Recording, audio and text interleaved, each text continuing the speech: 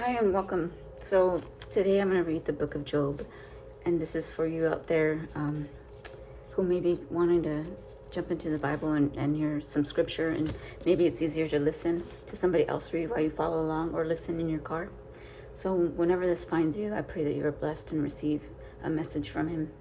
So let's go ahead and start with an opening prayer. Father God, I thank you for this opportunity. I thank you for the moment to be in your word.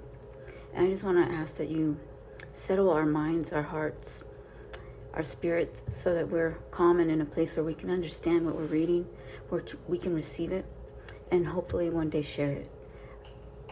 I'll give you thanks and all the glory, Lord. In Jesus' name I pray. Amen. Okay. The book of Job is named for its main character, a righteous man who was very rich. Even after losing everything he owned, let me start that again. Even after losing everything he owned and suffering from a terrible sickness, Job still confessed his love for God. The book questions the reasons for suffering, especially why good people or those who love God suffer. Job's friends insist he was suffering as punishment for his sin.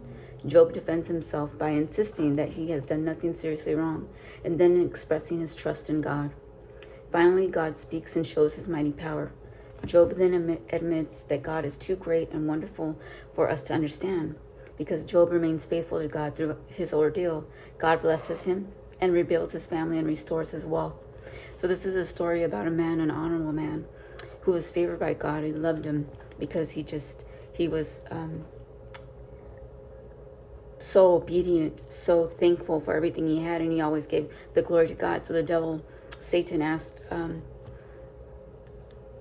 confronts, I don't know how it goes, but we're going to find out, but the story goes, God gives him permission to take everything away from Job, and says that Job will still praise him in his struggles, and that Satan's like, no, we'll see. So he says he can take everything from him but leave him living. So it's a good story, and we're going to jump into it, and we're going to see how Job remains faithful, how he was going through hard times, and he does curse sometimes. He does get angry with God, but then he has an encounter with God in the end. So I pray you stick with me. Let's keep going. Okay, so finally God speaks and shows his mighty power. Job then admits that God is too great and wonderful for us to understand. Because Job remains faithful to God through his ordeal, God blesses him and rebuilds his family, and he restores his wealth. Prologue, chapter 1. In the land of Uz, there lived a man whose name was Job. This man was blameless and upright. He feared God and shunned evil. He had 7 sons and 3 daughters, and he owned 7,000 sheep, 3,000 camels, 500 yoke of oxen, and 500 donkeys, and had a large number of servants. He was the greatest man among all the people of the East.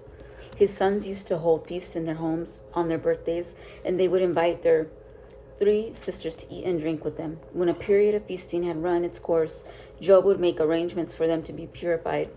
Early in the morning, he would sacrifice a burnt offering for each of them, thinking, perhaps my children have sinned and cursed God in their hearts. This was Job's regular custom. One day, the angels came to present themselves before the Lord, and Satan also came with them. The Lord said to Satan, "Where have you come from?" Satan answered the Lord, "From roaming throughout the earth, going back and forth on it." Then the Lord said to Satan, "Have you considered my servant Job? There is no one on earth like him. He is blameless and upright, a man who fears God and shuns evil." "Does Job fear God for nothing?" Satan replied. "Have you not put a hedge around him and his household and everything he has? You have blessed the work of his hands. So this flock and shepherds are spread throughout the land. But now stretch out your hands and strike everything he has, and he will surely curse you to your face." I don't want to do a lot of commentary because I want to stay reading the story to you. But right there is the challenge where Satan says, take everything he has and he will curse you. And the affection God has towards Job is apparent. Verse 12. The Lord said to Satan, "Very well, then everything he has in your power, he has is in your power, but on the man himself do not lay a finger." Then Satan went on from the presence of the Lord. One day when Job's sons and daughters were feasting and drinking wine at the oldest brother's house, a messenger came to Job and said, "The oxen were plowing, and the donkeys were grazing nearby, and the Sabines attacked and made off with them. They put the servants to the sword, and I am the only one who has escaped to tell you. While he was still speaking, another messenger came and said, The fire of God fell from heaven and burns up the sheep and the servants, and I am the only one who has escaped to tell you. While he was still speaking, another messenger came and said, The Chaldeans formed 3 raiding parties and swept down on your camels and made off with them. They put the servants to the sword, and I am the only one who has escaped to tell you. While he was still speaking, yet another messenger came and said, Your sons and daughters were feasting and drinking wine at the oldest brother's house, when suddenly a mighty wind swept in from the desert and struck the 4 corners of the house. It collapsed on them, and they are all dead, and I am only one who has escaped to tell you. This is terrible. All 10 of his children are gone in an instant, and everything he owned. At this, Job got up and tore his robe and shaved his head. Then he fell to the ground and worshipped and said, Naked I came from my mother's womb, and naked I will depart. The Lord gave, and the Lord has taken away. May the name of the Lord be praised. In all this, Job did not sin by charging God with the wrongdoing. On another day, the angels came to present themselves before the Lord, and Satan also came with them to present himself before him. And the Lord said to Satan, Where have you come from? Satan answered to the Lord, From roaming throughout the earth, going back and forth on it. Then the Lord said to Satan, Have you considered my servant Job? There is no one on earth like him. He is blameless and upright, a man who fears God and shuns evil. And he still maintains his integrity, though you incited me against him to ruin him without any reason. Skin for skin, Satan replied. A man will give all he has for his own life. But now stretch out your hands and strike his flesh and bones. He will surely curse you to your face. The Lord said to Satan, Very well, then he is in your hands, but you must spare his life. So put him through agony, put him through pain, put him through like the cruelest of hardships that one can face, talking about their health. And just leave him like barely living. Like if you can imagine that, I can't, it sounds horrible. So Satan went out from the presence of the Lord and afflicted Job with painful sores from the soles of his feet to the crown of his head.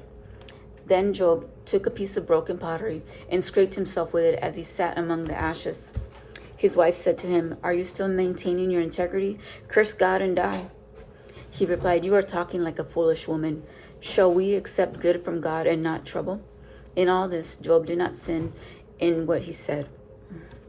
When Job's 3 friends, Eliphaz the Temanite, Bildad the Shuhite, and Zophar the Naamathite, heard about all the troubles that had come upon him, they set out from their homes and met together by agreement to go and sympathize with him and comfort him. So his friends are around him. When they saw him from a distance, they could hardly recognize him. They began to weep aloud, and they tore their robes and sprinkled dust on their heads. Then they sat on the ground with him for 7 days and 7 nights. No one said a word to him, because they saw how great his suffering was. Job speaks, chapter 3. After this, Job opened his mouth and cursed the day of his birth. He said, May the day of my birth perish, and the night that said, A boy is conceived. That day, may it turn to darkness. May God above not care about it. May no light shine on it. May gloom and utter darkness claim it once more. May a cloud settle over it. May blackness overwhelm it. That night, may thick darkness seize it. May it not be included among the days of the year, nor be entered in any of the months. May the night be barren. May no shout of joy be heard in it. May those who curse days curse that day. Those who are ready to rouse Leviathan, may its morning stars become dark. May it wait for daylight in vain, and not see the first rays of dawn. For it did not shut the doors of the womb on me, to hide troubles from my eyes.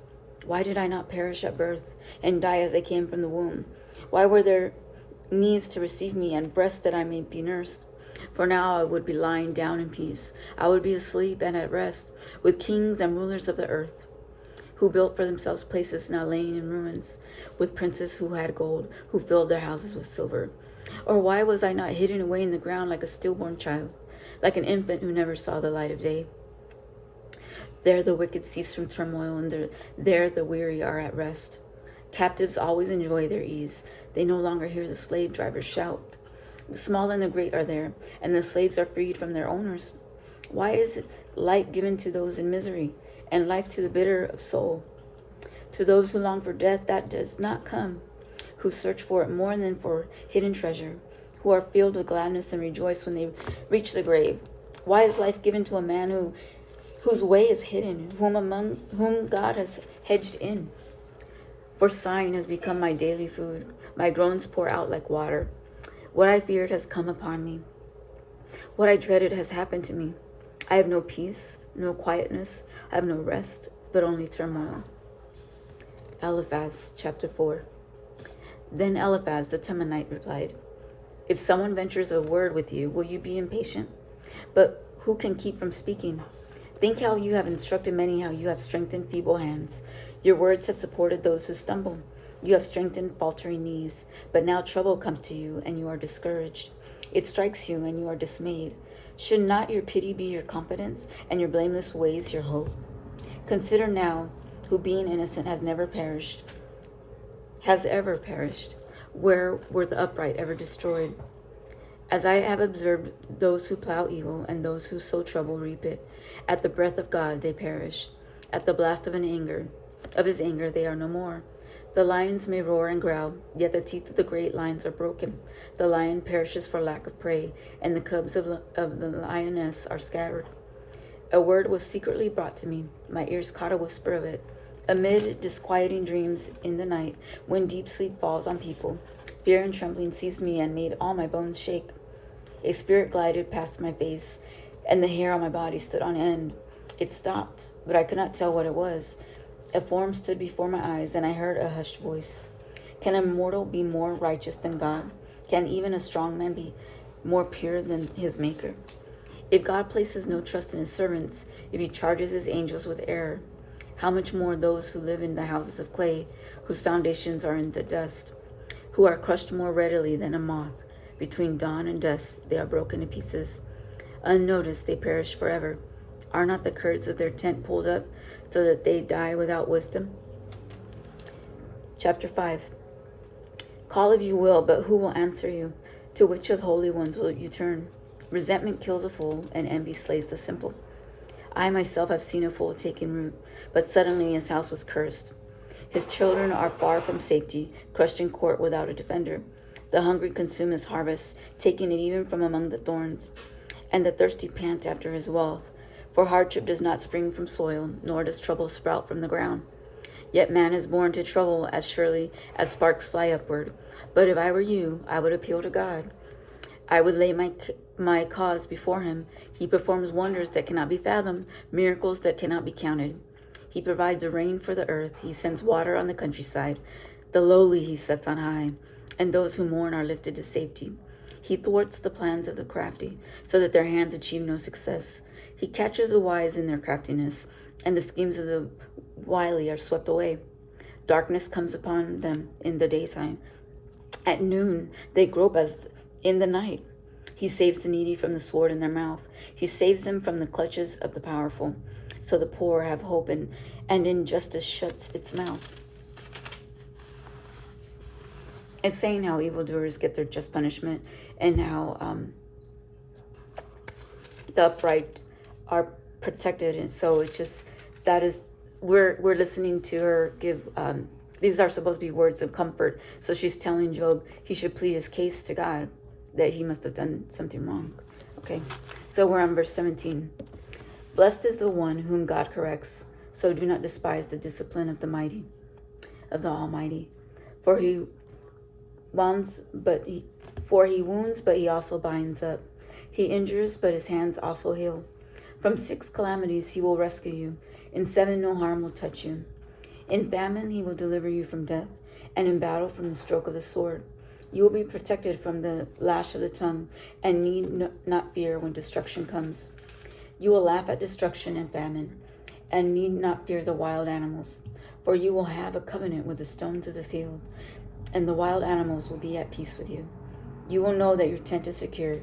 You will take stock of your property and find nothing missing. You will know that your children will be many, and your descendants like the grass of the earth. You will come to the grave in full vigor, like sheaves gathered in season. We have examined this, and it is true. So hear it and apply it to yourself. What is said is true of God, like that he wounds, but he also binds up. He'll deliver his people from famine. He does do those things. But we also know that bad things happen to good people. and it is to build up. It is to make more, blessed. Their blessing is higher. So let's continue. Okay, we're in chapter 6. Then Job replied, "If only my anguish could be weighed and all my misery be placed on the scales, it would surely outweigh the sand of the seas.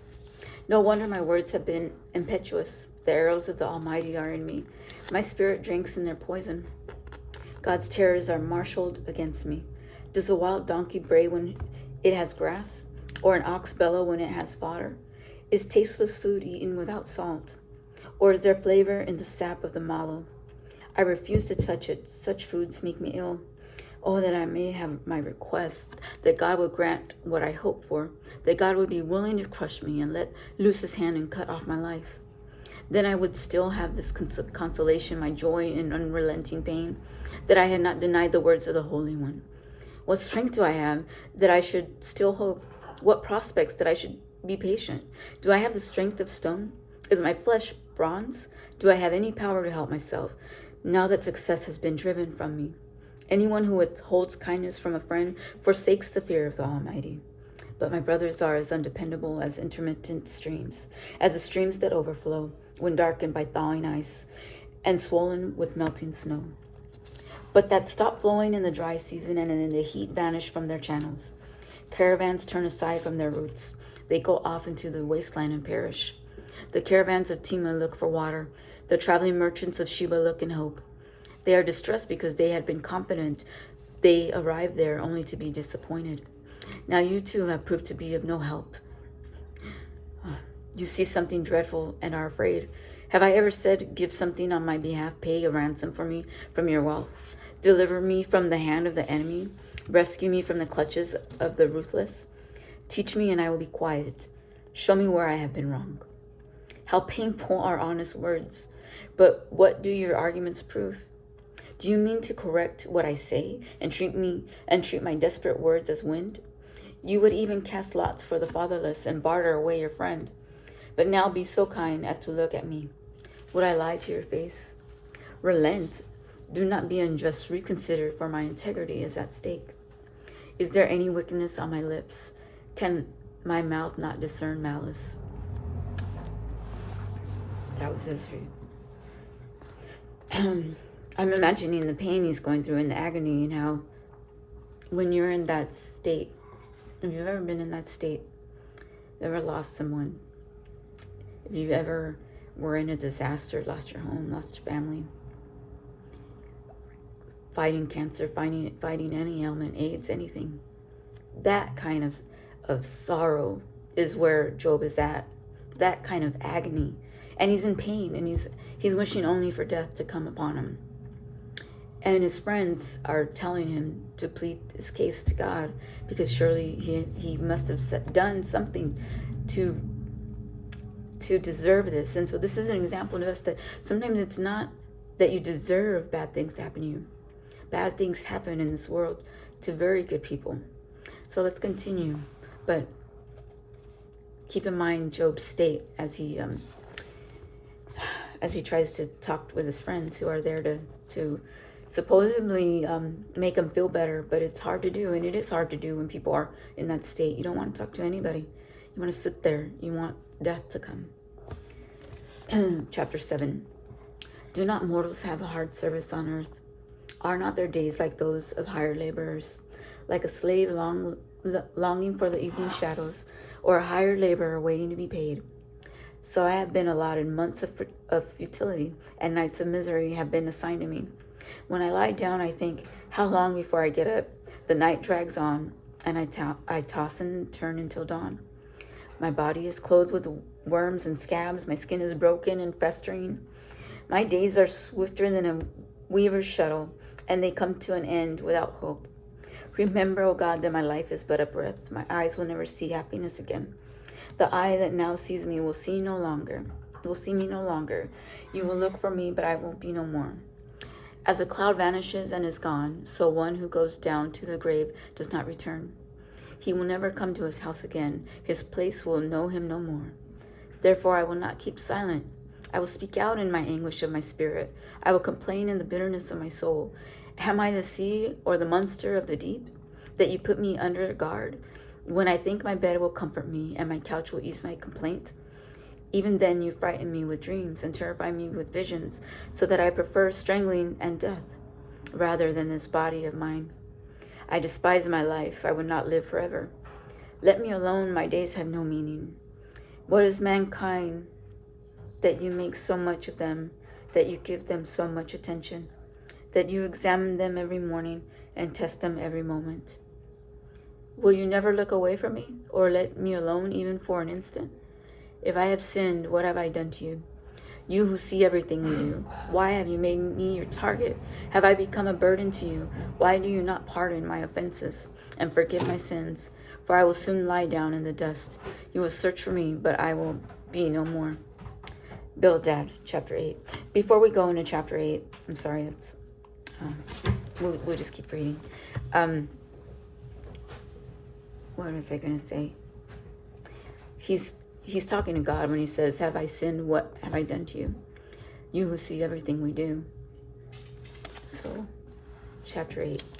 Then Bildad, the Shuhite replied, how long will you say such things? Your words are a blustering wind. Does God pervert justice? Does the Almighty pervert what is right? When your children sinned against him, he gave them over to the penalty of their sin. But if you will seek God earnestly and plead with the Almighty, if you are pure and upright, even now he will rouse himself on your behalf. Do you hear it's a lack of compassion, you would think, because he's saying, surely your children sinned and that's why death came to them. And how long will you keep babbling about your pain? He tells them. He says, if you are pure and upright, even now he will rouse himself on your behalf. So turn to God, which we should do. And Job has given him things, and Job does acknowledge God. He may be in a state where he's complaining, but his friends are giving him words that can be painful too. So he says, your beginnings will seem humble, so prosperous will your future be. Ask the former generation and find out what their ancestors learned. For we were born only yesterday and know nothing, and our days on earth are but a shadow. Will they not instruct you and tell you? Will they not bring forth words from their understanding? Can papyrus grow tall where there is no marsh? Can reeds thrive without water, while still growing and uncut? They wither more quickly than grass. Such is the destiny of all who forget God. So perishes the hope of the godless. What they trust in is fragile. What they rely on is a spider's web. They lean on the web, but it gives away. It gives way. They cling to it, but it does not hold. They are like a well-watered plant in the sunshine, spreading its shoots over the garden. It entwines its root around a pile of rocks and looks for a peace among the stones. But when it is torn from its spot, that place disowns it and says, I never saw you. Surely its life withers away, and from the soil other plants grow. Surely God does not reject one who is blameless or strengthens the hand of evildoers. He will yet fill your mouth with laughter, and your lips will shout with shouts of joy. Your enemies will be clothed in shame, and the tents of the wicked will be no more. Surely God does not reject one who is blameless and strengthen the hands of the evildoers. So he's still saying, they're still implying that he's done something to deserve what they're facing. What Job is facing, I'm sorry. So Job replies in chapter 9, indeed, I know that this is true, but how can mere mortals prove their innocence before God? Though they wished to dispute with him, they could not answer him 1 time out of 1,000. His wisdom is profound, his power is vast. Who has resisted him and come out unscathed? He moves mountains without their knowing it, and overturns them in his anger. He shakes the earth from its place and makes its pillars tremble. He speaks to the sun, and it does not shine. He seals off the light of the stars. He alone stretches out the heavens and treads on the waves of the sea. He is the maker of the Bear and Orion, the Pleiades and the constellations of the south. He performs wonders that cannot be fathomed, miracles that cannot be counted. When he passes me, I cannot see him. When he goes by, I cannot perceive him. If he snatches away, who can stop him? Who can say to him, what are you doing? God does not restrain his anger. Even the cohorts of Rahab cowered at his feet. How then can I dispute with him? How can I find words to argue with him? Though I were innocent, I could not answer him. I could only plead with my judge for mercy. Even if I summoned him and he responded, I do not believe he would give me a hearing. He would crush me with a storm and multiply my wounds for no reason. He would not let me catch my breath, but would overwhelm me with misery. If it is a matter of strength, he is mighty. And if it is a matter of justice, who can challenge him? If I were innocent, my mouth would condemn me. If I were blameless, it would pronounce me guilty. Although I am blameless, I have no concern for myself. I despise my own life. It is all the same. That is why I say he destroys both the blameless and the wicked. Oh, we can see he's just saying, he's saying what God can do, about the moon and the stars and how he takes away. So he knows God, and he's just telling his friend what God can do, that he recognizes that. But he says, I am blameless. I have no concerns for myself. I despise my own life. That's almost like somebody that says, I'm not scared of death. I'm ready to go. I know where I stand with God. So let's continue. 23. When a scourge brings sudden death, he mocks the despair of the innocent. When a land falls into the hands of the wicked, he blindfolds its judges. If it is not he, then who is it? My days are swifter than a runner. They fly away without a glimpse of joy. They skim past like boats of papyrus, like eagles swooping down on their prey. If I say I will forget my complaint, I will change my expression and smile. I still dread all my sufferings, for I know you will not hold me innocent. Since I am already found guilty, why should I struggle in vain? Even if I wash myself with soap and my hands with cleansing powder, you would plunge me into a slime pit, so that even my clothes would detest me. He is not a mere mortal like me, that I might answer him, that he might confront each other in court. If only there were someone to mediate between us, someone to bring us together, someone to remove God's rod from me, so that his terror would frighten me no more. Then I would speak up without fear of him. But as it now stands with me, I cannot. He cannot stop what God is doing in his life or allowing to happen, and he knows that. But he does say he wants someone to remove God's rod from me. He wants it to end. Chapter 10. I loathe my very life, therefore I would give free rein to my complaint and speak out in the bitterness of my soul. I say to God, do not declare me guilty, but tell me what charges you have against me. Does it please you to oppress me, to spurn the work of your hands, while you smile on the plans of the wicked? Do you have eyes of flesh? Do you see as a mortal sees? Are your days like those of a mortal, or your years like those of a strong man? That you must search out my faults and probe after my skin, though you know that I am not guilty, and that no one can rescue me from your hand?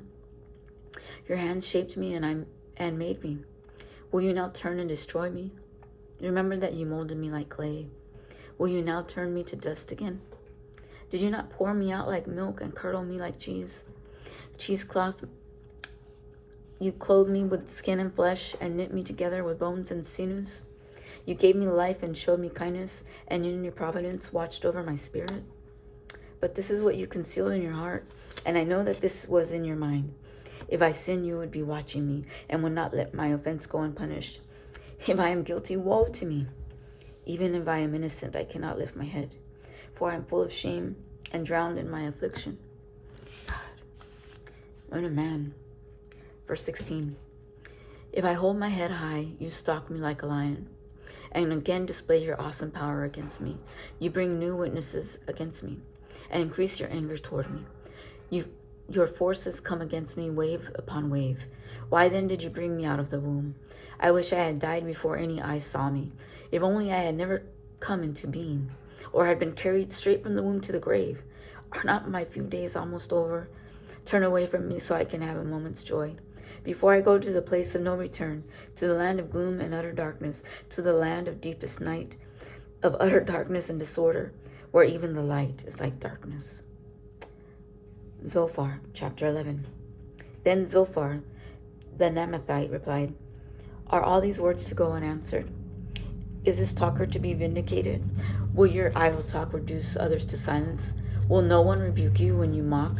You say to God, my beliefs are flawless and I am pure in your sight. Oh, how I wish that God would speak, that he would open his lips against you and disclose you to the secrets of wisdom.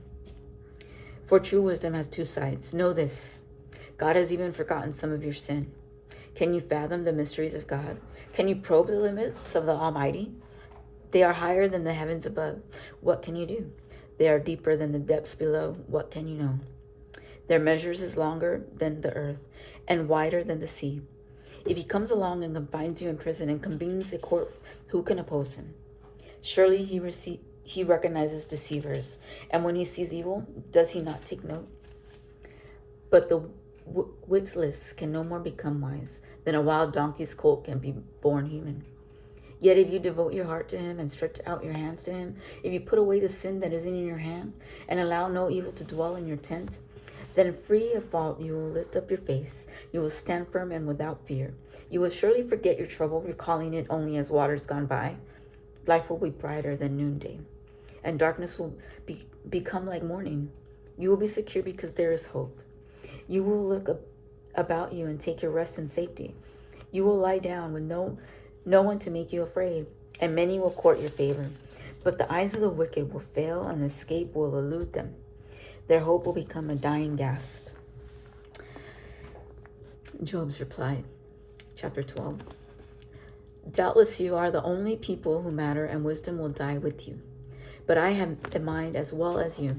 I am not inferior to you. Who does not know all these things? I have become a laughingstock to my friends. Though I called on God and he answered, a mere laughingstock. Though righteous and blameless, a mere laughingstock. Those who are at ease have contempt for my misfortune, as the fate of those whose feet are slipping. The tents of the marauders are undisturbed, and those who provoke God are secure. Those God has in his hand. But ask the animals and they will teach you, or the birds in the sky and they will tell you, or speak to the earth and it will teach you, or let the fish in the sea inform you. Which of all these does not know that the hand of the Lord has done this? In his hand is the life of every creature and the breath of all mankind. Does not the ear test words as the tongue tastes food? Is not wisdom found among the aged? Does not long life bring understanding? To God belong wisdom and power. Counsel and understanding are his. What he tears down cannot be rebuilt. Those he imprisons cannot be released. If he holds back the waters, there is drought. If he lets them loose, they devastate the land. To him belongs strength and insight. Both deceived and deceiver are his. He leads rulers away stripped and makes fools of judges. He takes off the shackles put on by kings and ties a loincloth around their waist. He leads priests away stripped and overthrows officials long established. He silences the lips of trusted advisors, and he takes away the discernment of elders. He pours contempt on nobles and disarms the mighty. He reveals the deep things of darkness and brings utter darkness into the light. He makes nations great and destroys them. He enlarges nations and disperses them. He deprives the leaders of the earth of their reason. He makes them wander in trackless waste. They grope in darkness with no light. He makes them stagger like drunkards. My eyes have seen all this. My ears have heard and understood it. What you know, I also know. I am not inferior to you. But I desire to speak to the Almighty and to argue my case with God. You, however, smear me with lies. You are worthless physicians, all of you. If only you would be altogether silent. For you, that would be wisdom. Hear now my argument. Listen to the pleas of my lips. Will you speak wickedly on God's behalf? Will you speak deceitfully for him? Will you show him partiality? Will you argue the case for God? Would it turn out well if he examined you? Could you deceive him as you might deceive a mortal? He would surely call you to account if you secretly showed partiality. Would not his splendor terrify you? Would not the dread of him fall on you? Your maxims are proverbs of ashes. Your defenses are defenses of clay. Keep silent and let me speak. Then let come to me what may. Why do I put myself in jeopardy and take my life in my hands? Though he slay me, yet will I hope in him. I will surely defend my ways to his face. Indeed, this will turn out for my deliverance. for no godless person would dare come before me. Listen carefully to what I say. Let my words ring in your ears. Now that I have prepared my case, I know I will be vindicated. Can anyone bring charges against me? If so, I will be silent and I will die. Only grant me these two things, God, and then I will not hide from you. Withdraw your hand far from me and stop frightening me with your terrors. Then summon me and I will answer. Or let me speak and you reply to me. How many wrongs and sins have I committed? Show me my offense and my sin. Why do you hide your face and consider me your enemy? Will you torment a windblown leaf? Will you chase after dry chaff? For you write down bitter things against me and make me reap the sins of my youth. You fasten my feet in shackles. You keep close watch on all my paths. By putting marks on the soles of my feet, so man wastes away like something rotten, like a garment eaten by moths. Mortals born of woman are a few days and full of trouble. They spring up like flowers and wither away like fleeting shadows they do not endure. Do you fix your eye on them? Will you bring them before you for judgment?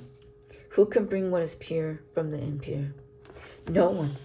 A person's days are determined. You have decreed the number of his months and have set limits he cannot exceed. So look away from him and let him alone, till he has put up in his time like a hired laborer. At least there is hope for a tree. It is cut down, it will sprout again, and its new shoots will not fail. Its roots may grow old in the ground, and its stump die in the soil, yet at the scent of water it will bud, and put forth shoots like a plant. But a man dies and is laid low. He breathes his last and is no more. As the water of a lake dries up or a riverbed becomes parched and dry, so he lies down and does not rise. Till the heavens are no more, people will not awake or be roused from their sleep. If only you would hide me in the grave and conceal me till your anger has passed. If only you would set me a time and then remember me. If someone dies, will they live again? All the days of my hard service, I will wait for my renewal to come. You will call and I will answer you. You will long for the creature your hands have made. Surely then you will count my steps, but not keep track of my sin. My offenses will be sealed up in a bag. You will cover over my sin. But as the mountain erodes and crumbles, and as a rock is moved from its place, as water wears away stones and torrents wash away the soil, so you destroy a person's hope.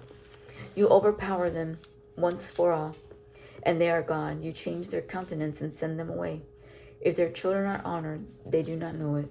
If their offspring are brought low, they do not see it. They feel but the pain of their own bodies and mourn only for themselves. Chapter 15. Then Eliphaz the Temanite replied, Would a wise person answer with empty notions or fill their belly with the hot east winds? Would they argue with useless words, with speeches that have no value? But you even undermine piety and hinder devotion to God. Your sin prompts your mouth. You adopt the tongue of the crafty. Your own mouth condemns you, not mine. Your own lips testify against you. Are you the first man ever born? Were you brought forth before the hills? Do you listen in on God's counsel? Do you have a monopoly on wisdom? What do you know that we do not know? What insights do you have that we do not have? The gray-haired and the aged are on our side, men even older than your father. Are God's consolations not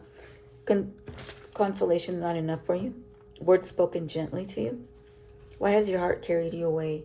And why do your eyes flash so that you vent your rage against God and pour out such words from your mouth? What are mortals that they could be pure, or those born of woman that they could be righteous?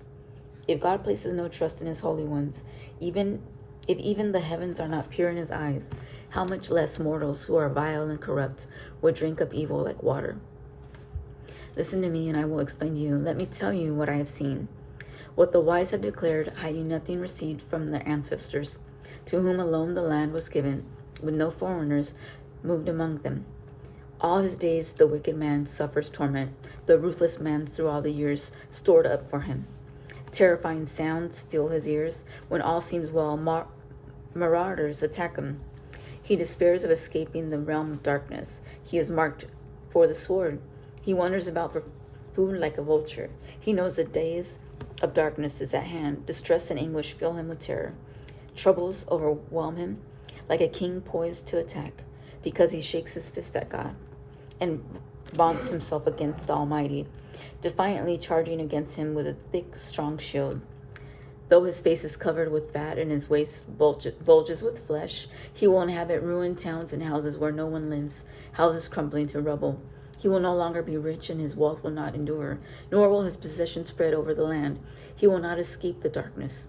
A flame will wither his shoots, and the breath of God's mouth will carry him away. Let him not deceive himself by trusting what is worthless, for he will get nothing in return. Before his time he will wither, and his branches will not flourish. He will be like a vine stripped of its unripe grapes, like an olive tree shedding its blossoms. For the company of the godless will be barren, and fire will consume the tents of those who love bribes. They conceive trouble and give birth to evil. Their womb fashions deceit. I just want to say, he says it in the beginning, if you are so wise, then why do you say this?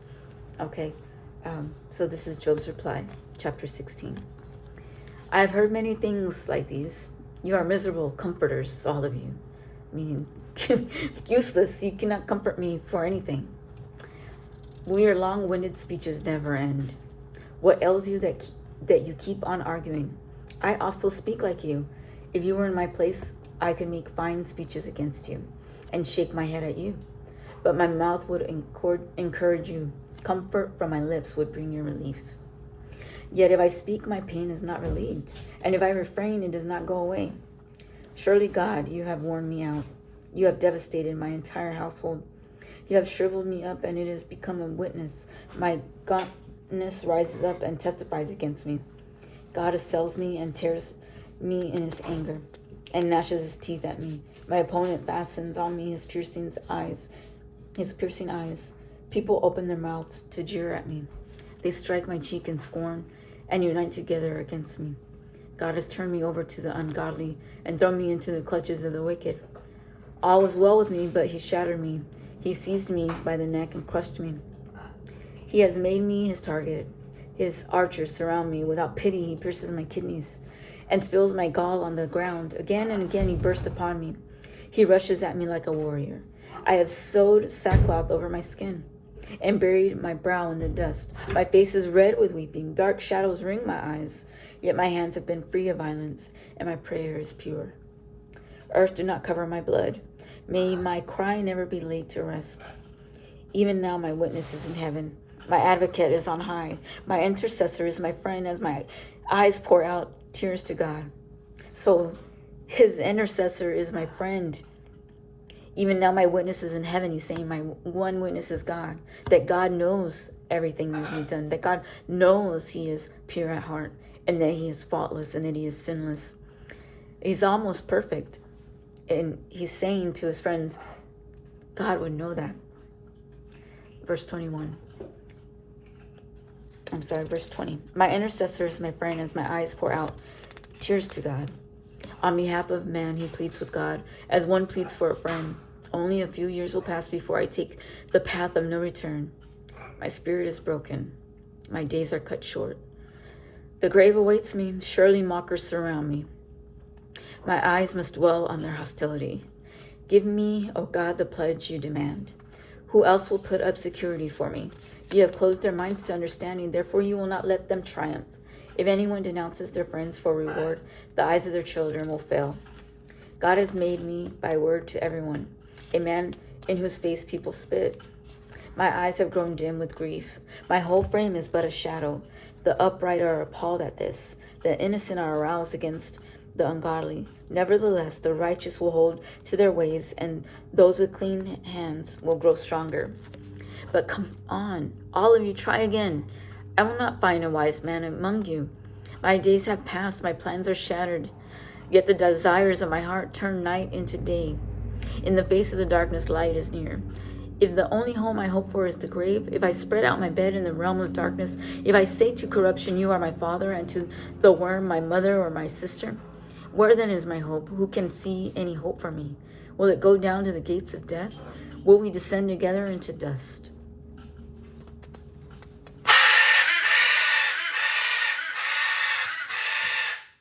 That is my bird, and it's my we're going to take a quick break. I'm going to walk to another room so I can read quietly. Which that was the end of chapter 17. We're going to be going into 18 here. Sorry about that. Okay, here we are.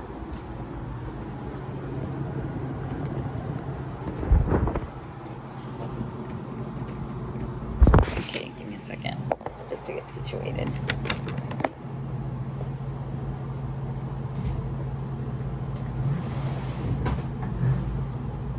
Okay. I hope this is okay. I didn't plan anything, so we are in 18. Okay, let's keep going.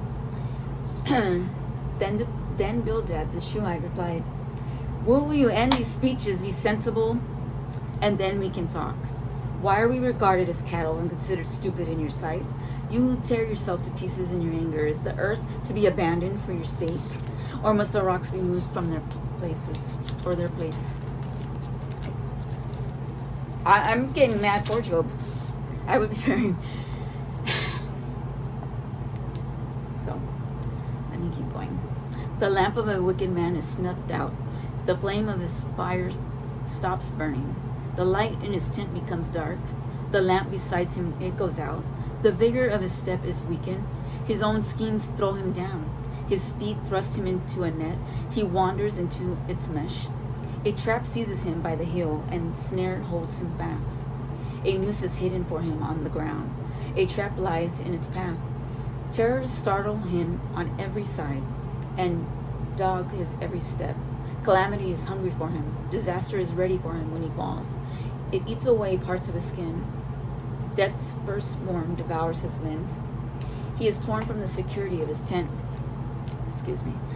And marched off to the king of terrors. Fire resides in his tent. Burning sulfur is scattered over his dwelling. His roots dry up below, and his branches wither above. The memory of him perishes from the earth. He has no name in the land. He is driven from light into the realm of darkness, and is banished from the world. He has no offspring or descendants among his people, no survivor where once he lived. People of the west are appalled at his fate. Those of the east are seized with horror. Surely, such is the dwelling of an evil man. Such is the place of one who does not know God. He is angry and retorting right back. And he's saying, surely, the wicked will die and perish without memory. They will have no children to carry on their legacy, and the name will be forgotten of them. They will be banished from the world, okay? So this is Job's reply, chapter 19. How long will you torment me and crush me with words? 10 times now you have reproached me. Shamelessly you attack me. If it is true that I have gone astray, my error remains my concern alone. If indeed you would exalt yourselves above me and use my humiliation against me, then know that God has wronged me and drowned his net around me. Though I cry violence, I get no response. Though I call for help, there is no justice. He has blocked my way so I cannot pass. He has shrouded my paths in darkness. He has stripped me of my honor and removed the crown from my head. He tears me down on every side till I am gone. He uproots my hope like a tree. His anger burns against me. He counts me among his enemies. His troops advance in force. They build a siege ramp against me and encamp around my tent. He has alienated my family from me. My acquaintances are completely estranged from me. My relatives have gone away. My closest friends have forgotten me. My guests and my female servants count me a foreigner. They look on me as on a stranger. I summon my servant, but he does not answer. Though I beg him with my own mouth, my breath is offensive to my wife. I am loathsome to my own family. Even the little boys scorn me when I appear. They ridicule me. All my intimate friends detest me. Those I love have turned against me. I am nothing but skin and bones. I have escaped only by the skin of my teeth. Have pity on me, my friends. Have pity, for the hand of God has struck me. Why do you pursue me as God does? Will you never get enough of my flesh? Oh, that my words were recorded, that they were written on a scroll, that they were inscribed with an iron tool on lead or engraved in the rock forever. I know that my Redeemer lives, and that in the end he will stand on the earth. And after my skin has been destroyed, yet in my flesh I will see God. I myself will see him with my own eyes, I and not another. How my heart yearns within me. If you say how he will wound him, since the root of the trouble lies in him, you should fear the sword yourselves. For wrath will bring punishment by the sword, and then you will know that there is judgment. So he's saying that they are the ones that are in the wrong, that they will see this that he is pure in heart, and he is going to face God, and that he's going to be found pure in heart. So he says, I myself will see him with my own eyes and not another. So me, myself, and I, it's going to be me and God when he dies. How my heart yearns within me. So he still longs to see God. So even though he says God caused all of this and all of this suffering, he still acknowledges that. And he tells his friends that they should fear death because they are wrong. Zophar, chapter 20. Then Zophar, the Naamathite, replied, my troubled thoughts prompt me to answer because I am greatly disturbed. I hear a rebuke that dishonors me, and my understanding inspires me to reply. Common sense tells him to reply and be mad at Job, because they believe it should be evil. Those that do evil will reap what they sow. Okay, surely you know how it has been from old, ever since mankind was placed on earth, that the mirth of the wicked is brief. The joy of the godless lasts but a moment. Though the pride of the godless person reaches to the heavens, and his head touches the clouds, he will perish forever like his own dung. Those who have seen him will say, where is he? Like a dream he flies away, no more to be found. Vanished like a vision of the night. The eye that saw him will not see him again. His place will look on him no more. His children must make amends to the poor. His own hands must give back his wealth. The youthful vigor that fills his bones will lie with him in the dust. Though evil is sweet in his mouth, and he hides it under his tongue, though he cannot bear to let go, and lets it linger on his mouth, yet his food will turn sour in his stomach. It will become the venom of serpents within him. Excuse me one moment.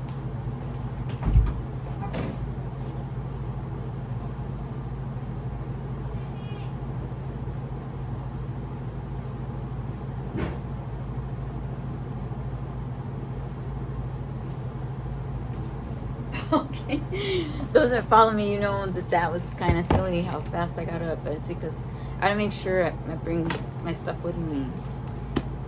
That is not where we're here. We're reading Job, so I'm sorry about that. It came to my mind and I had to go get it out of my purse. So yeah, let me keep going. Where can I start? We're gonna start on verse 14. Again, this is Zophar, the Naamathite.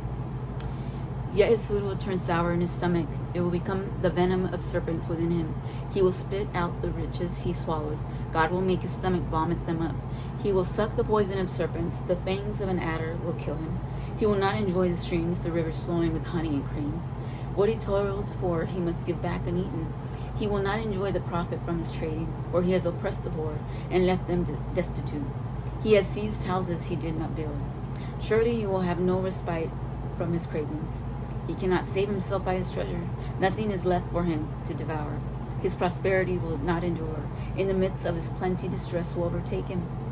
The full force of misery will come upon him. When he has filled his belly, God will vent his burning anger against him and rain down his blows on him. Though he flees from an iron weapon, a bronze-tipped arrow pierces him. He pulls it out of his back, the gleaming point out of his sliver. Terrors will come over him. Total darkness lies in wait for his treasures. A fire unfanned will consume him and devour what is left in his tent. The heavens will expose his guilt. The earth will rise up against him. A flood will carry off his house, rushing waters on the day of God's wrath. Such is the fate God allots the wicked, the heritage appointed for them by God. Job then replied, chapter 21. Listen carefully to my words. Let this be the consolation you give me. Bear with me while I speak, and after I have spoken, mock on. So let me have one more word with you, and then you can keep going on with mocking. So he's taking this as them being no help. Instead, they're telling him he deserves it. Is my complaint directed to a human being? Why should I not be impatient? Look at me and be appalled.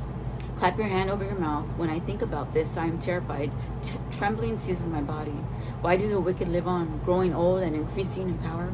They see their children established around them, their offspring before their eyes. Their homes are safe and free from fear.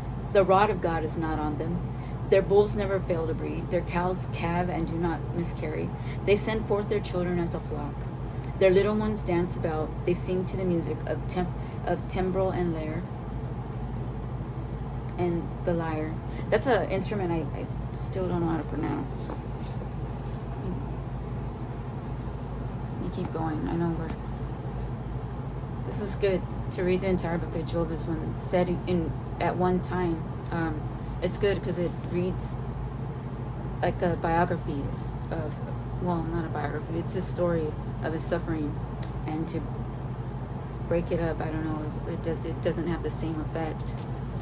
At least on me. I don't know if it does for you. So let's go to verse 10, chapter 21. Their bulls never fail to breed, and their cows calve and do not miscarry. They send forth their children as a flock. Their little ones dance about. They sing to the music of the timbrel and the lyre. They make merry to the sound of the pipe. They spend their years in prosperity and go down to the grave in peace.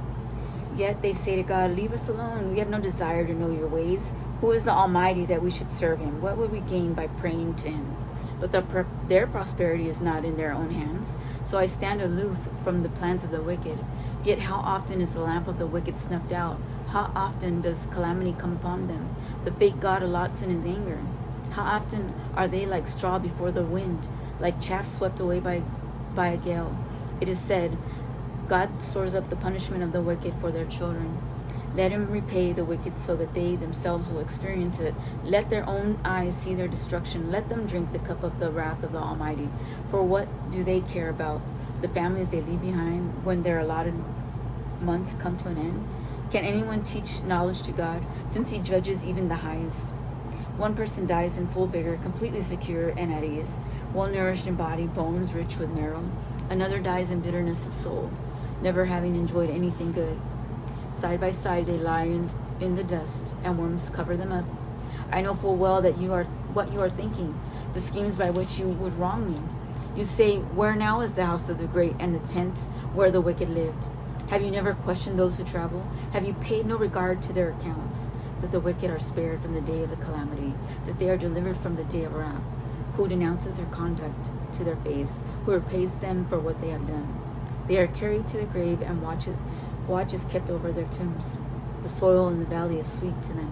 Everyone follows after them, and a countless throng goes before them.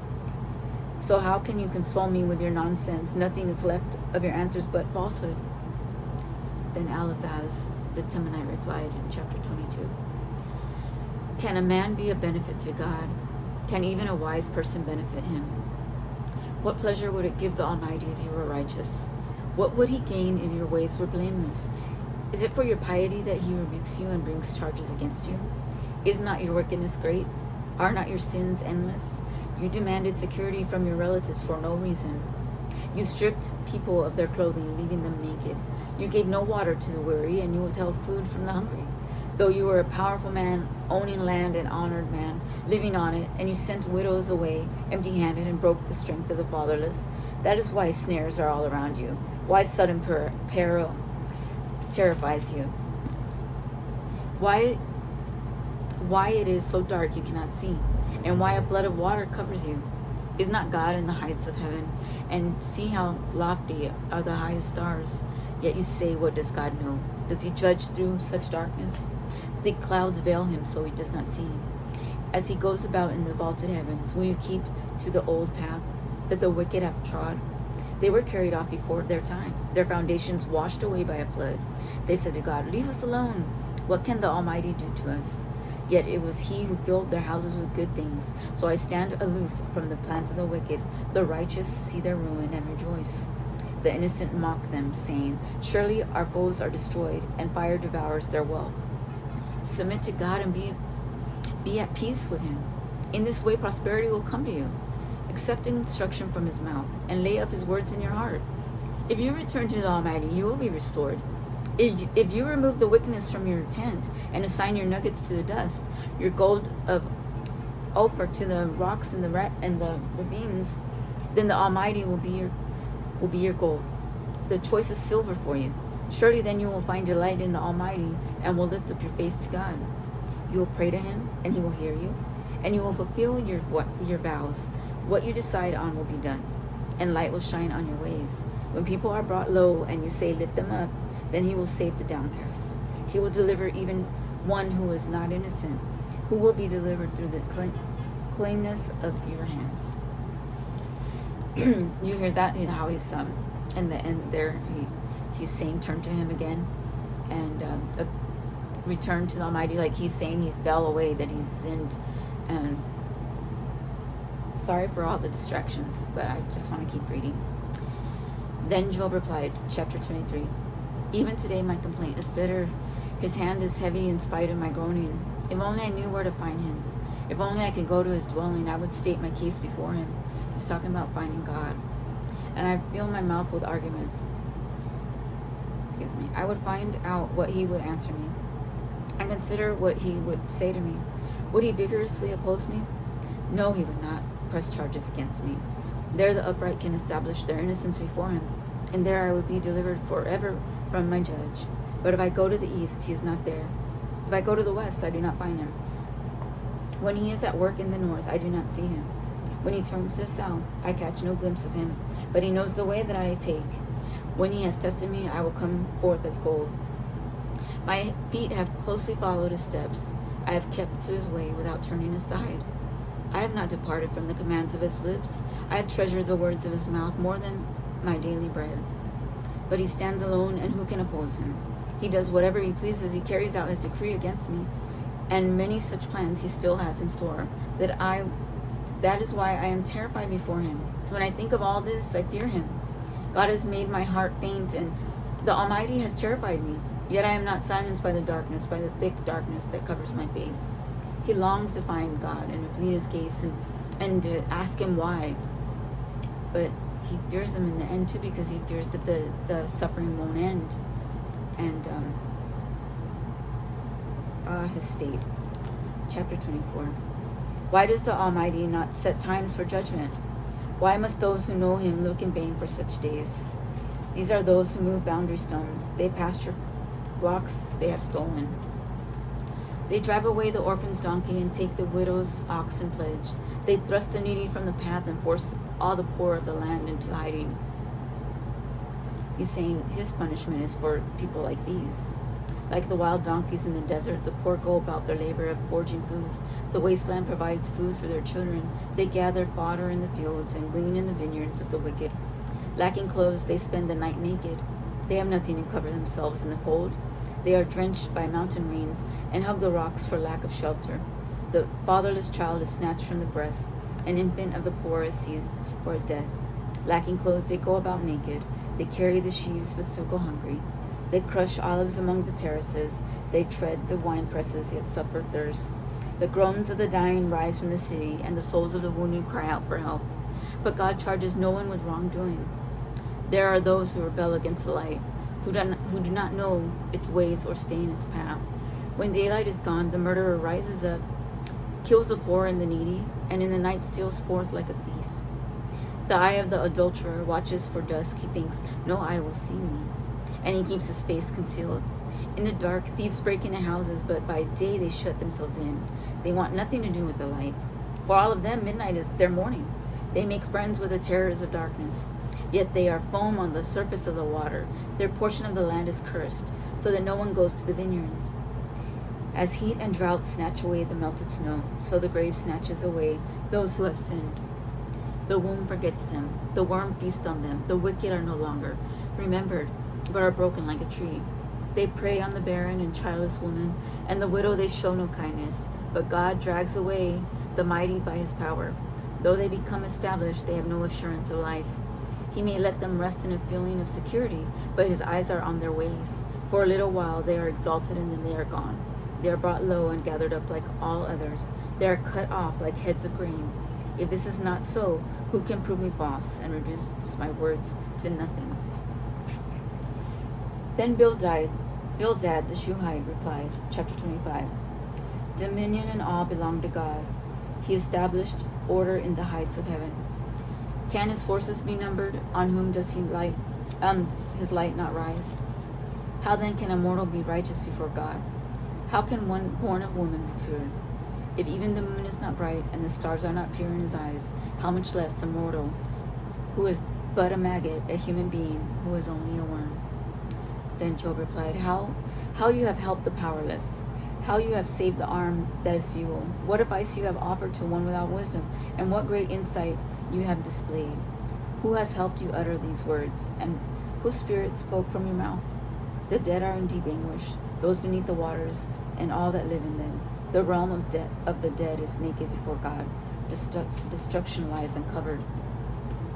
He spreads out the northern skies over empty space. He suspends the earth over nothing. He wraps up the waters in his clouds, yet the clouds do not burst under their weight. He covers the face of the full moon, spreading his clouds over it. He marks out the horizon on the face of the waters, for a boundary between light and darkness. The pillars of the heavens quake, aghast at his rebuke. By his power he churned up the sea. By his wisdom he cut Rahab to pieces. By his breath the skies became fair. His hand pierced the gliding serpent. And these are but the outer fringe of his work. How faint the whisper we hear of him. Who then can understand thunder of his power? So again, he acknowledges God in his power. Chapter 27, Job's final word to his friends. And Job continued his discourse. As surely as God lives, who has denied me justice, the Almighty, who has made my life bitter. As long as I have life within me, the breath of God in my nostrils, my lips will not say anything wicked, and my tongue will not utter lies. I will never admit you are in the right. Till I die, I will deny my integrity. He will never say that he deserves the pain he is in. He will never feel like God was giving him his just dues because he's only reaping what he sows. So, I will never admit you are in the right till I die. I will not deny my integrity. I will maintain my innocence and never let go of it. My conscience will not reproach me as long as I live. May my enemy be like the wicked, my adversary like the unjust. For what hope have the godless when they are cut off? When God takes away their life, does God listen to their cry when distress comes upon them? Will they find delight in the Almighty? Will they call on God at all times? I will teach you about the power of God, the ways of the Almighty. I will not conceal. You have all seen this yourselves. Why then this meaningless talk? I mean, he's saying right there, he spoke of God and his powers, but still he's one man pleading his case to who should be his friends, knowing that everybody has been against him. They see, imagine a man of such wealth and status losing everything, his home, what he owns, so his business, his finances. His wife tells him, say curse God, and she's saying everybody's laughing at you. So he's alone. And not only is he in pain and grieving his family and his losses, but he has nobody on his side. But he still doesn't curse God, and he still says that God is mighty and powerful, and no one like him. Verse 13, here's the fate God allots the wicked, the heritage a ruthless man receives from the Almighty. However many his children, their fate is the sword of his offspring will never have enough to eat. The plague will bury those who survive him, and their widows will not weep for them. Though he heaps up silver like dust, and clothes like piles of clay, what he lays up the righteous will wear, and the innocent will divide his silver. The house he builds is like a moth's cocoon, like a hut made by a watchman. He lies down wealthy, but will do so no more. When he opens his eyes, all is gone. Terrors overtake him like a flood. A tempest snatches him away in the night. The east wind carries him off, and he is gone. It sweeps him out of his place. It hurls itself against him without mercy, as he flees headlong from its power. It claps its hand in derision and hisses him out of his place.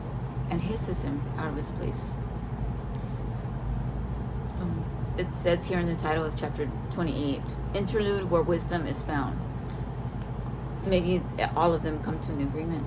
All of them see truth. Chapter 28. There is a mine for silver and a place where gold is refined. Iron is taken from the earth and copper is melted from ore. Mortals put an end to the darkness. They search out the farthest recesses for ore in the blackest darkness. Far from human dwellings, they cut a shaft, in places untouched by human feet. Far from other people, they dangle and sway. The earth from which food comes is transformed below us by fire. Lapis lazuli comes from its rocks, and its dust contains nuggets of gold. No bird of prey knows the hidden path. No falcon's eye has seen it. Proud beasts do not set foot on it, and no lion prowls there. People assault the flinty rock with their hands and lay bare the roots of the mountains. They tunnel through the rock, their eyes see all its treasures. They search the sources of the rivers and bring hidden things to light. But where can wisdom be found? Where does understanding dwell? No mortal comprehends its worth. It cannot be found in the land of the living. The deep says, it is not in me. The sea says, it is not with me. It cannot be bought with the finest gold, nor can its price be weighed out in silver. It cannot be bought with the gold of Ophir, with precious onyx or lapis lazuli. Neither gold nor crystal can compare with it, nor can it be had for jewels of gold. Coral and jasper are not worthy of mention. The price of wisdom is beyond rubies. The topaz of Cush cannot compare with it. It cannot be bought with pure gold. Where then does wisdom come from? Where does understanding dwell? It is hidden from the eyes of the ever-living thing, concealed even from the birds in the sky. Destruction and death say, only a rumor of it has reached our ears. God understands the way to it, and he alone knows where it dwells. For he views the ends of the earth and sees everything under the heavens. When he established the force of the wind and measured out the waters, when he made a decree for the rain and a path for the thunderstorm, then he looked at wisdom and appraised it. He confirmed it and tested it. And he said to the human race, the fear of the Lord, that is wisdom, and the shun evil is understanding. Job's final defense. Job continued his discourse. How I long for the months gone by, for the days when God watched over me. When his lamp shone on my head, and by his light I walked through darkness. Oh, for the days when I was in my prime, when God's intimate friendship blessed my house, when the Almighty was still with me and my children were around me, when my path was drenched with cream and the rock poured out for me streams of olive oil, when I went to the gate of the city and took my seat in the public square. The young men saw me, and they stepped aside, and the old men rose to their feet. The chief men refrained from speaking and covered their mouths with their hands. The voices of the nobles were hushed, and their tongues stuck to the roof of their mouths. Whoever heard me spoke well of me, and those who saw me commended me, because I rescued the poor who cried for help, and the fatherless who had none to assist them. The one who was dying blessed me. I made the widow's heart sing. I put on righteousness as my clothing. Justice was my robe and my turban. I was eyes to the blind and feet to the lame. I was a father to the needy. I took up the case of the stranger. I broke the fangs of the wicked, and I snatched the victims from their teeth. I thought, I will die in my own house. My days as numerous as the grains of sand. My roots will reach to the water, and the dew will lie all night on my branches. My glory will not fade. The bough will be ever new in my hand. People listened to me expectantly, waiting in silence for my counsel. After I had spoken, they spoke no more. My words fell gently on their ears. They waited for me as for showers, and drank in my words as the spring rain. When I smiled at them, they scarcely believed it. The light of my face was precious to them. I chose the way for them, and I sat as their chief. I dwelt as a king among his troops. I was like the one who comforts the mourners. But now they mock me, men younger than I, whose fathers I would have disdained. To put with my sheepdogs, of what use was the strength of their hands to me? Since their vigor had gone from them, haggard from want and hunger, they roamed the parched land, in desolate wastelands at night. In the brush they gathered salt herbs, and their food was the root of the broom bush. They were banished from human society, shouted at as if they were thieves. They were forced to live in dry stream beds, among the rocks and in the holes in the ground. They brayed among the bushes and huddled in the undergrowth. A base and nameless brood, they were driven out of the land, And now those young men mock me in song. I have become a byword among them. They detest me and keep their distance. They do not hesitate to spit in my face. Now that God has unstrung my bow and afflicted me, they throw off restraint in my presence. On my right, the tribe attacks. They lay snares for my feet. They build their siege ramps against me. They break up my road. They succeed in destroying me. No one can help me, they say. They advance as though a gaping breach amid the ruins. They come rolling in. Terrors overwhelm me. My dignity is driven away as by the wind. My safety vanishes like a cloud. And now my life ebbs away. Days of suffering have gripped me. Night pierces my bones. My gnawing pains never rest. In his great power, God becomes like clothing to me. He binds me like the neck of my garment. He throws me into the mud, and I am reduced to dust and ashes.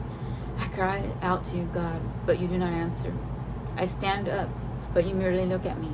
You turn on me ruthlessly with the might of your hand. You attack me. You snatch me up and drive me before the wind. You toss me about in the storm. I know you will bring me down to death, to the place appointed for all the living. Surely no one lays a hand on a broken man when he cries for help in his distress. Have I not wept for those in trouble? Has not my soul grieved for the poor? Yet when I hoped for good, evil came. When I looked for the light, then came darkness. The churning inside me, it never stopped. Days of suffering, they confront me. I go about blackened, but not by the sun. I stand up in the assembly and cry for help. I have become a brother of the jackals, a companion of the owls. My skin grows black and peels. My body burns with fever. My lyre is turned to mourning, and my pipe to the sound of wailing. I made a covenant with my eyes, not to look lustfully at a young woman. For what is our lot from God above, our heritage from the Almighty on high? Is it not ruin for the wicked? Disaster for those who do wrong? Does he not see my ways and count my every step? If I have walked with falsehood or my foot has hurried after deceit, let God weigh me in honest scales, and he will know that I am blameless. If my steps have turned from the path, if my heart has been led by my eyes, or if my hands have been defiled, then may others eat what I have sown, and may my crops be uprooted. If my heart has been enticed by a woman, or if I have lurked at my neighbor's door, then may my wife grind another man's grain, and may other men sleep with her. For that would have been wicked, a sin to be judged. It is a fire that burns to destruction. It would have uprooted my harvest.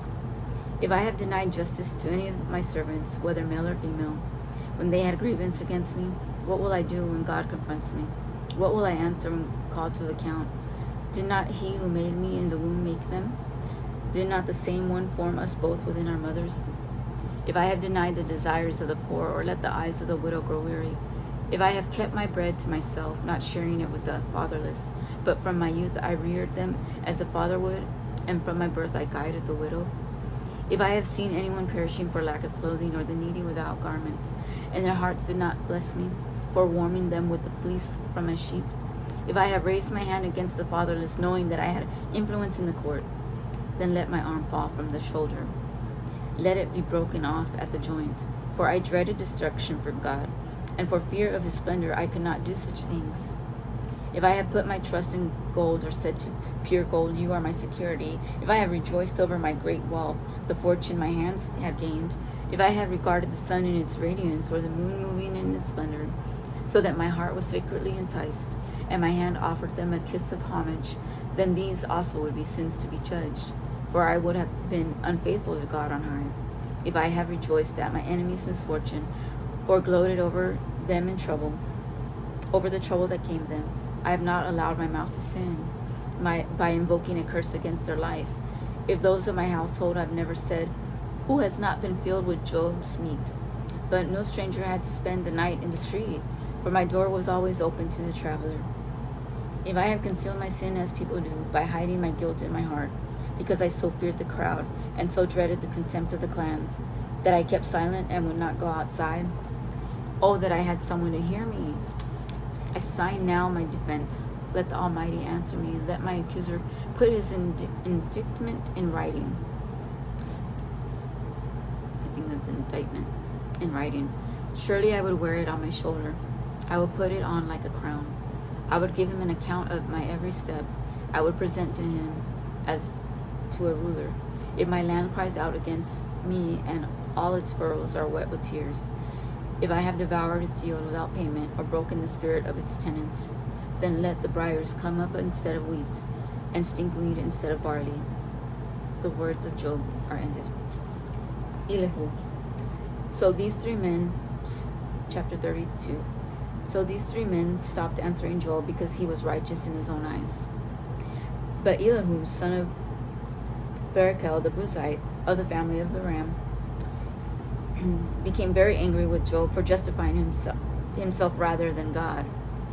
He was also angry with the three friends because they had found no way to refute Job, and yet he had condemned him. So he's angry because instead of saying that God is right and he deserved everything, instead of saying he had a sin, because that was what people were expecting, that Job was suffering because he had hidden something that only God could see. So the people want to know, what did you do, Job, to deserve this? You did something. And his friends the same way. Elihu was mad because the three friends couldn't get Job to say what he had done wrong. And Job, instead of saying that he deserved it and being apologetic and being, sorry to them, instead he's pleading his case and that he is noble and righteous. And so let's start again at chapter 3. No, I'm going to start at verse 2. But Elihu, son of Barachel, the Buzite of the family of Ram, became very angry with Job for justifying himself rather than God. He was also angry with the three friends because they had found no way to refute Job and yet had condemned him. Now Elihu had waited before speaking to Job because they were older than he. But when he saw that the three men had nothing more to say, his anger was aroused. So Elihu, son of Barachel, the Buzite, said, I am young in years and you are old. That is why I was fearful, not daring to tell you what I know. I thought age should speak, advanced years should teach wisdom. But it is the spirit in a person, the breath of the Almighty, that gives them understanding. It is not only the old who are wise, not only the aged who understand what is right. Therefore I say, listen to me.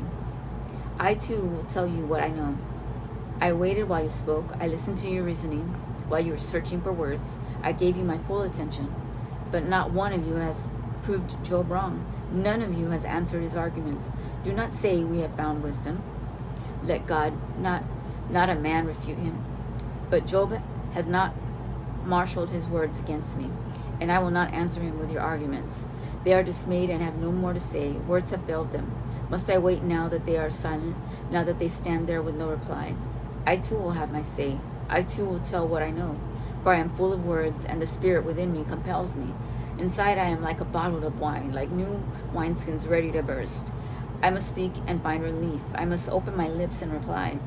I will show no partiality, nor will I flatter anyone. For if I were skilled in flattery, my Maker would soon take me away. But now, Job, listen to my words. Pay attention to everything I say. I am about to open my mouth. My words are on the tip of my tongue. Like I've been dying to say this. My words come from an upright heart. My lips sincerely speaking what I know. The Spirit of God has made me. The breath of the Almighty gives me life. Answer me then if you can. Stand up and argue your case before me. I am the same as you in God's sight. I too am a piece of clay. No fear of me should alarm you, nor should my hand be heavy on you. But you have said in my hearing, I heard the very words. I am pure, I have done no wrong. I am clean and free from sin. Yet God has found fault with me. He considers me his enemy. He fastens my feet in shackles. He keeps close watch on my paths. But I tell you, in this you are not right. For God is greater than any mortal. Why do you complain to him that he responds to no one's words? For God does speak, now one way, now another, though no one perceives it. In a dream, in a vision of the night, when deep sleep falls on people as they slumber in their beds, he may speak in their ears and terrify them with warnings to turn them from wrongdoing and keep them from pride and preserve them from the pit, their lives from perishing by the sword. Or someone may be chastened on a bed of pain with constant distress in their bones, so that their body finds food repulsive and their soul loathes its choicest meal. Their flesh wastes away to nothing, and their bones once hidden now stick out. They draw near to the pit, and their life to the messengers of death. Yet if there is an angel at their side, a messenger, one out of 1,000, sent to tell them how to be upright,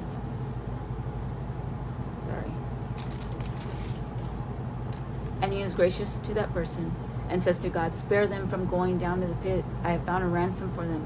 Let their flesh be renewed like a child's. Let them be restored as in the days of their youth. Then that person can pray to God and find favor with him. They will see God's face and shout for joy. He will restore them to full well-being. And they will go to others and say, I have sinned, I have perverted what is right, but I did not get what I deserved. God has delivered me from going down to the pit, and I shall live to enjoy the light of life. God does all these things to a person, twice, even 3 times, to turn them back from the pit, that the light of life may shine on them. Pay attention, Job, and listen to me. Be silent, and I will speak. If you have anything to say, answer me. Speak up, for I want to vindicate you. But if not, then listen to me. Be silent, and I will teach you wisdom. Then Elihu said, chapter 34, Hear my words, you wise men. Listen to me, you men of learning. For the ear tests words as the tongue tastes food. Let us discern for ourselves what is right. Let us learn together what is good. Job says, I am innocent, but God denies me justice, although I am right. I am considered a liar, although I am guiltless. His arrows inflict an incurable wound. Is there anyone like Job, who drinks scorn like water? He keeps company with evildoers. He associates with the wicked, for he says there is no profit in trying to please God. So listen to me, you men of understanding. Far be it from God to do evil, from the Almighty to do wrong. He repays everyone for what they have done. He brings on them what their conduct deserves. It is unthinkable that God would do wrong, that the Almighty would pervert justice, who appointed him over the earth, who put him in charge of the whole world. If it were his intention, and he withdrew his spirit and breath, all humanity will perish together, and mankind will return to the dust. If you have understanding, hear this. Listen to what I say. Can someone who hates justice govern? Will you condemn the justice and mighty one? Is he not the one who says, to kings you are worthless, and to nobles you are wicked? Who shows no partiality to princes, and does not favor the rich over the poor? For they are all the work of his hands. They die in an instant, in the middle of the night. The people are shaken, and they pass away. The mighty are removed without human hand.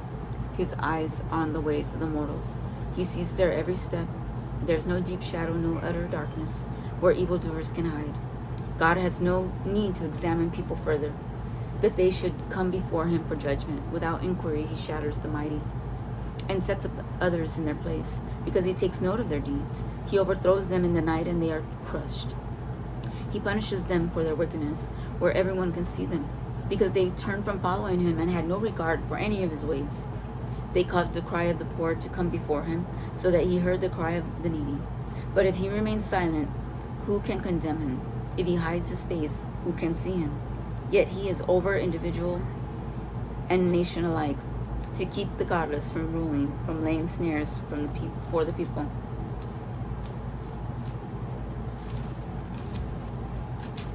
Suppose someone says to God, I am guilty, but will offend no more.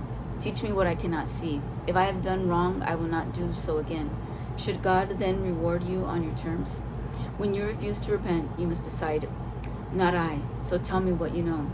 Men of understanding declare, wise men who hear me say to me, Job speaks without knowledge. His words lack insight. Oh, that Job might be tested to the utmost. For answering like a wicked man, to his sin he adds rebellion. Sorry.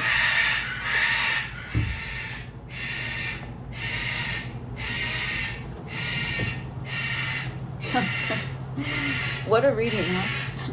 Don't ever get a parrot. If I can tell anybody, they're beautiful, but they are something else.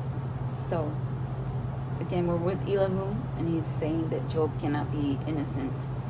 Verse 35. Job speaks without knowledge. His words lack insight. Oh, that Job might be tested to the utmost for answering like a wicked man.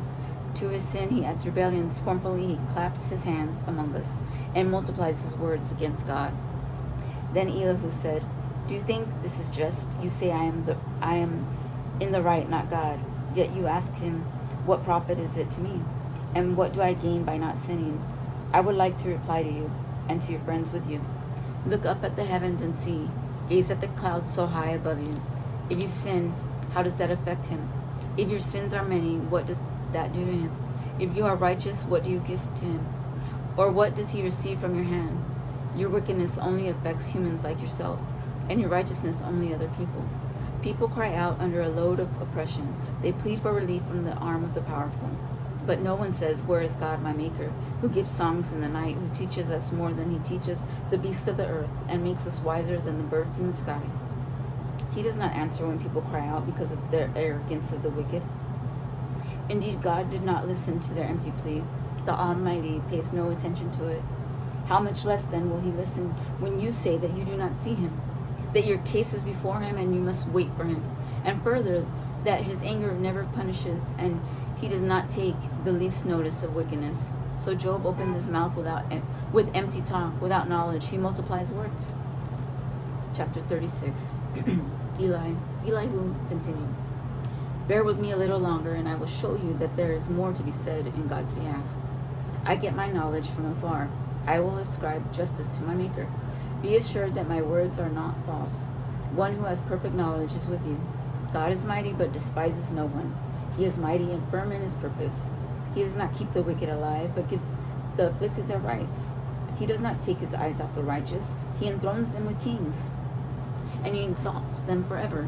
But if people are bound in chains, held fast by the cords of affliction, he tells them what they have done, that they have sinned arrogantly.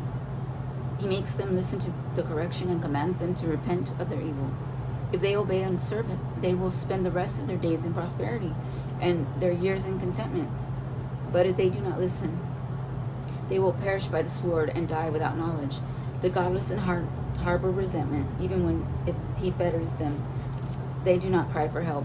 They die in their youth, among male prostitutes of the shrines. But those who suffer he delivers in their suffering. He speaks to them in their affliction.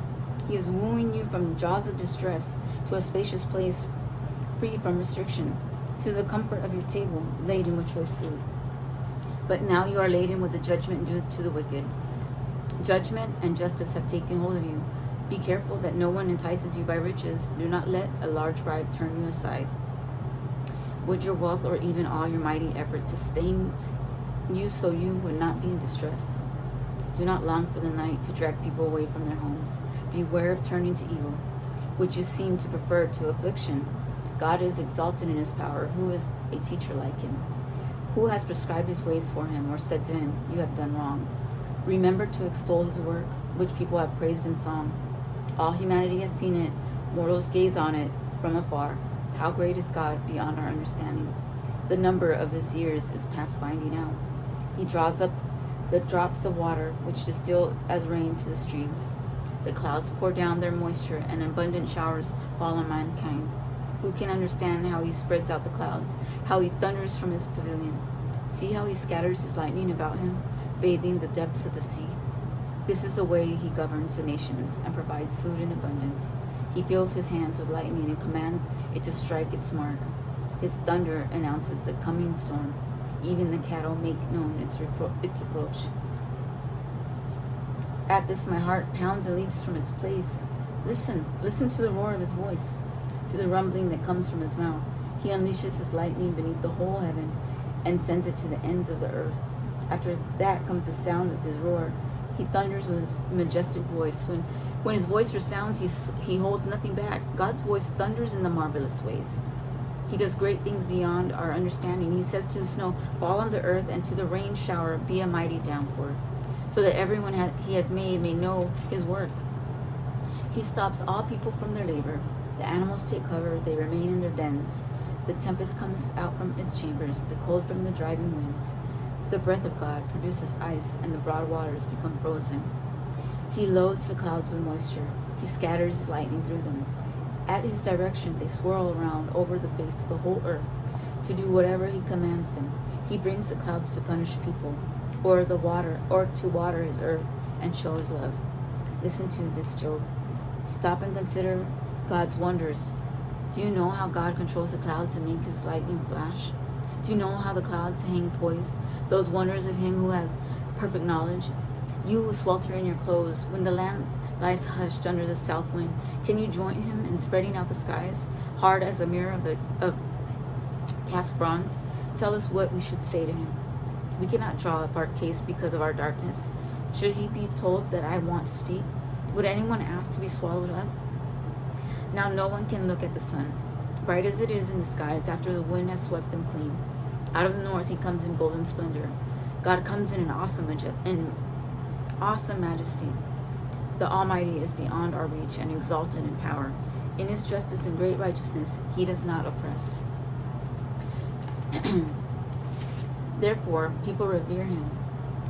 For does he not have regard for all the wise in his heart? Now this is a man that is also righteous, who has said all of this, and it is on God's behalf. But now God speaks. The Lord speaks. Chapter 38. I feel like let me see if I can do this. I can do it, then we're good.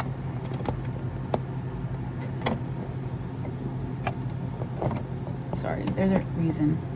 I feel like if it's God speaking, I don't want to be sitting down. So the Lord speaks, chapter 38. Then the Lord spoke to Job. Out of the storm he said, who is this that obscures my plans with words without knowledge? Brace yourself like a man, I will question you, and you shall answer me. Where were you when I laid the earth's foundation? Tell me if you understand who marked off its dimensions. Surely you know. Who stretched a measuring line across it? On what were its footings set? Or who laid its cornerstone, while the morning stars sang together, and all the angels shouted for joy? Who shut up the sea behind doors, when it burst forth from the womb? When I made the clouds its garment, and wrapped it in thick darkness? When I fixed limits for it, and set its doors and bars in place? When I said, this far you may come, and no farther, here is where your proud waves halt? Have you ever given orders to the morning, or shown the dawn its place, that it might take the earth by the edges, and shake the wicked out of it? The earth takes shape like clay under a sill. Its feathers stand out like those of a garment. The wicked are denied their light, and their upraised arm is broken. Have you journeyed to the spring of the sea, or walked in the recesses of the deep? Have the gates of death been shown to you? Have you seen the gates of the deepest darkness? Have you comprehended the vast expanses of the earth? Tell me, if you know all this, what is the way to the abode of light, and where does darkness reside? Can you take them to their places? Do you know the paths to their dwelling? Surely you know, for you were already born. You have lived so many years. Have you entered the storehouses of the snow, or seen the storehouses of the hail, which I reserve for times of trouble, for days of war and battle?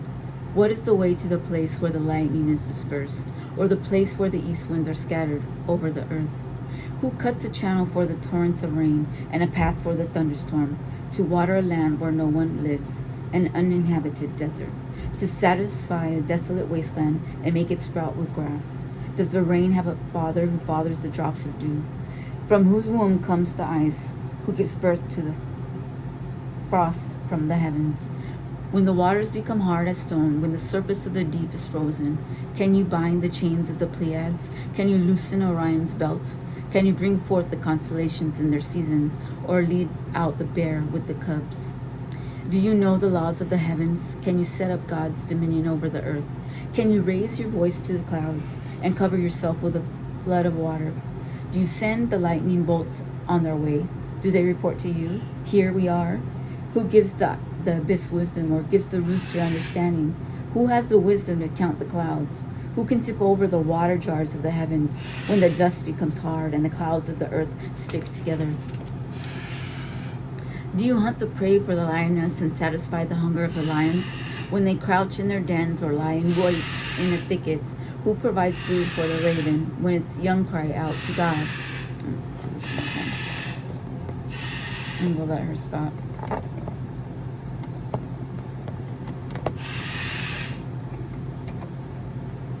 I don't know why.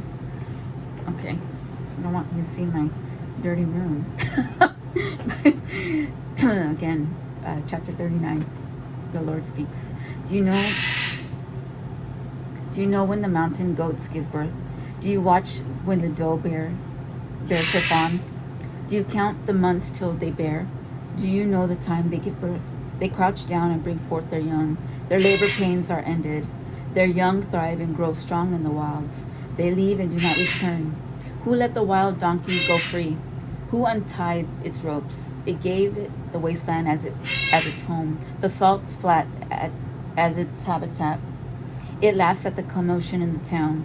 It does not hear a driver shout. It ranges the hills for its pasture and searches for any green thing. Will the wild ox consent to serve you? Will it stay by your manger at night? Can you hold it to the furrow with a harness? Will it till the valleys behind you? Will you rely on it for its great strength? Will you leave your heavy work to it? Can you trust it to haul in your grain and bring it to your threshing floor? The wings of the ostrich flap joyfully, though they cannot compare with the wings and feathers of the stork. She lays her eggs on the ground and lets them warm in the sand, unmindful that a foot might crush them, that some wild animal may trample them. She treats her young harshly, as if they were not hers. She cares not that her labor was in vain, for God did not endow her with wisdom, or give her a share of good sense. Yet when she spreads her feathers to run, she laughs at horse and rider. Do you give the horse its strength, or clothe its neck with a flowing mane? Do you make it leap like a locust, striking terror with its proud snorting, its paws fiercely rejoicing in its strength, and charges into the fray? It laughs at fear, afraid of nothing. It does not shy away from the sword. The quiver rattles against its side, along with a flashing spear and lance. In frenzied excitement, it eats up the ground. It cannot stand still when the trumpet sounds. At the blast of a trumpet, it snorts a howl. It catches the scent of a battle from afar, the shouts of commanders and the battle cry. Does the hawk take flight by your wisdom and spread its wings toward the south? Does the eagle soar at your command and build its nest on high? It dwells on a cliff and stays there at night. A rocky crag is its stronghold. From there it looks for food. Its eyes detect it from afar.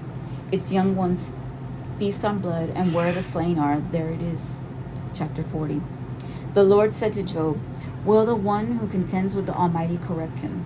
Let him who accuses God answer him. When Job answered the Lord, I am unworthy, how can I reply to you? Let me stop there. He's saying, will the one who contends with the Almighty correct him? Like, correct the one who is just speaking wrongly. So, then Job answered the Lord, I am unworthy, how can I reply to you? I put my hand over my mouth. I spoke once, but I have nothing. I have no answer. Twice, but I will say no more. His reverence is apparent. Then the Lord spoke to Job out of the storm. Brace yourself like a man, I will question you, and you shall answer me. Would you discredit my justice? Would you condemn me to justify yourself? Would you condemn me to justify yourself? Do you have an arm like God's, and can your voice thunder like his? Then adorn yourself with glory and splendor, and clothe yourself in honor and majesty. Unleash the fury of your wrath. Look at all who are proud and bring them low.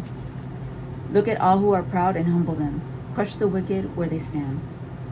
Bury them all in the dust together. Shroud their faces in the grave. Then I myself will admit to you that your own right hand can save you. Look at Behemoth, which I made along with you, and which feeds on grass like an ox. What strength it has in its loins. What power in the muscles of its belly. Its tail sways like a cedar. The sinews of its thighs are close-knit.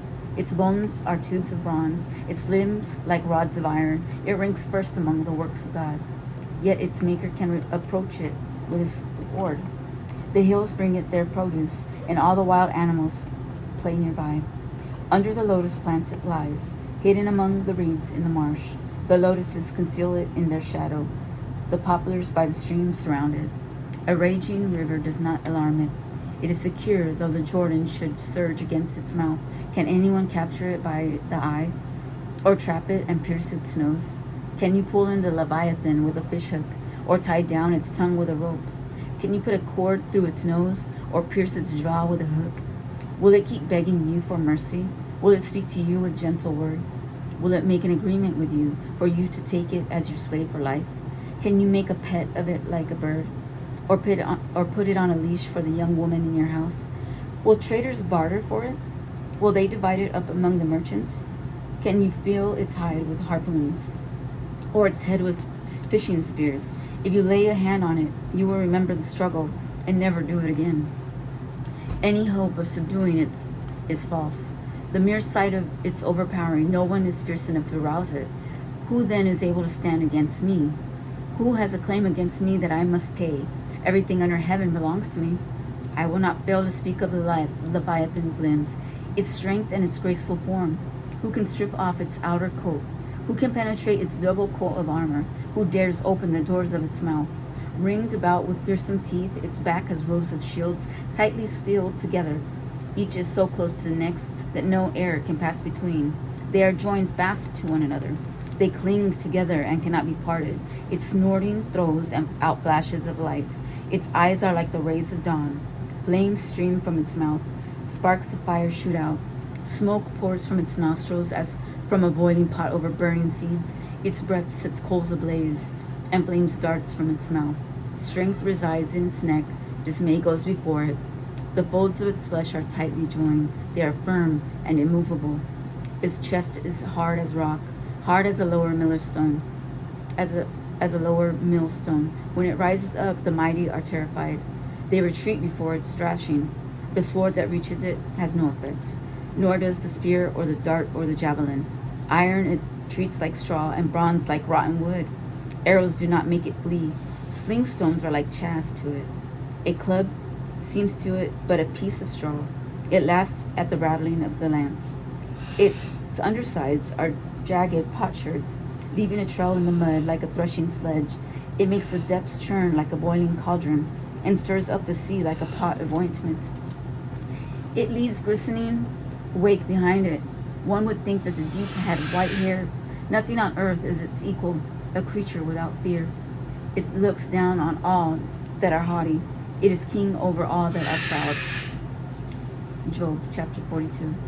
Then Job replied to the Lord, I know that you can do all those things. No purpose of yours can be thwarted. You asked, who is this that obscures my plans without knowledge?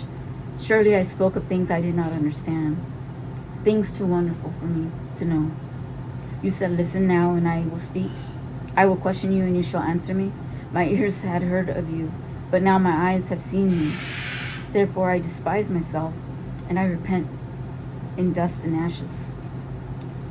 After the Lord had said these things to Job, he said to Eliphaz the Temanite, I am angry with you and your two friends, because you have not spoken the truth about me, as my servant Job has. So now take 7 bulls and 7 rams, and go to my servant Job, and sacrifice a burnt offering for yourselves. My servant Job will pray for you. I will accept his prayer and not deal with you according to your folly. You have not spoken the truth about me, as my servant Job has. So Eliphaz the Temanite, Bildad the Shuhite, and Zophar the Naamathite did what the Lord told them, and the Lord accepted Job's prayer. After Job prayed for his friends, the Lord restored his fortunes and gave him twice as much as he had before. All his brothers and his sisters and everyone who had known him before came and ate with him in his house. They comforted him and consoled him over all the trouble the Lord had brought on him, and each one gave him a piece of silver and a gold ring. The Lord blessed the latter part of Job's life more than the former part. He had 14,000 sheep, 6,000 camels, 1,000 yoke of oxen, and 1,000 donkeys. And he also had 7 sons and 3 daughters. I love that part because he gave him, children are so special that he didn't give him more children. He gave him the amount of children that he lost, 10 and 10. And I don't know why that speaks to me, but let me continue. The first daughter he named Jemimah, the second Keziah, and the third Karen, Hapuk. Nowhere in all the land were there found women as beautiful as Job's daughters, and their father granted them an inheritance along with their brothers. After this, Job lived 140 years. He saw his children and their children to the 4th generation, and so Job died. Job died an old man and full of years. Blessed be the word of the Lord. That is the story of Job. I may not have done it justice, but I pray you are blessed. Have a good day. God bless you. Bye.